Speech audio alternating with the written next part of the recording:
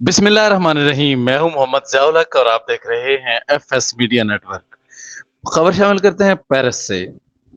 Chairman Jammu Kashmir forum France, member मरकजी मजलिस आमला मुस्लिम league नून और साबिक कोऑर्डिनेटर वज़ीर आज़म आज़ाद कश्मीर बराए यूरोप चौधरी नईम अख्तर ने अक़वाम आलम और इंसानी हकूक़ की तंजीमों से भरपूर मुतालबा किया है कि वो भारतीय जेलों में कैद कश्मीरी असीरान मसरत आलम, शबीर अहमद शाह, मोहम्मद यासीन मलिक, फयाज, डॉक्टर पीर सैफ पीर सैफुल्लाह, मेराजुद्दीन कलवाल, अमीर हमजा अयाज अकबर, मौलवी बशीर अहमद, नईम अहमद खान, आसिया इंद्राबी, नाहिदा नसरीन, फहमीदा सूफी समेत हज़ारों गिरफ्तार शुदगान की रिहाई के लिए अपना असर और रसूख इस्तेमाल करें।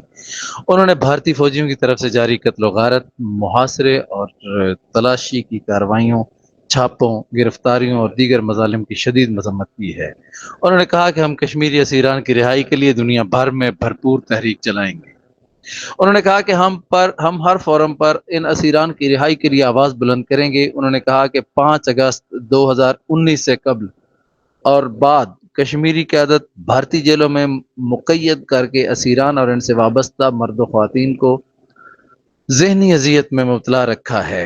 उन्होंने कहा कि भारत एक काबिज़ और गासिब मुल्क है। भारत का वज़ीर आज़म नरेंद्र मोदी दुनिया का बदतरीन दहशतगर्द है। उन्होंने कहा कि मोदी का भयानक चेहरा दुनिया भर में बेनकाब हो चुका है।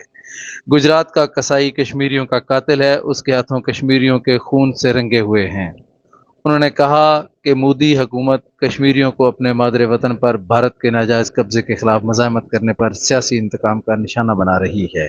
उन्होंने कहा कि इंशाअल्लाह वो वक्त करीब है जब मकबूजा जम्मू कश्मीर के कश्मीरियों को उनका पैदाइशी हक खुद इरादियत मिलकर रहेगा और मकबूजा जम्मू कश्मीर आज़ाद होकर पाकिस्तान का हिस्सा बनेगा।